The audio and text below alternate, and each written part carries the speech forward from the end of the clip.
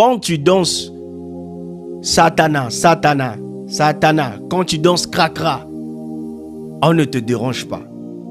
Quand on parle du péché, à ce moment-là, on te dérange. Et si cela peut te sauver, nous allons continuer à prêcher sur la sainteté, sur le péché. Nous allons continuer à mettre l'accent dessus jusqu'à là où ça va t'aider à changer, à revenir vers le Seigneur. Toutes ces choses-là, les challenges que vous faites, ça ne dérange pas.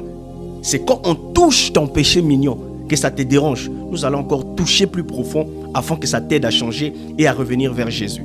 Un véritable médecin qui veut te soigner, avant de te soigner, pour que tu sois guéri de cette maladie, va d'abord te diagnostiquer, va toucher ta maladie, va te dire pourquoi tu t'es retrouvé dans cette maladie, pourquoi cette maladie s'est empirée. C'est à cause de telle maladie, telle chose. Tu n'as pas respecté les interdits.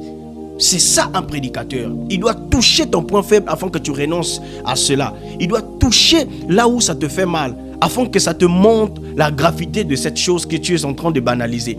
Si le cancer n'est pas bien traité, le cancer va te tuer. Alors si le péché n'est pas traité, le péché va te tuer parce que le péché a un salaire qui s'appelle la mort.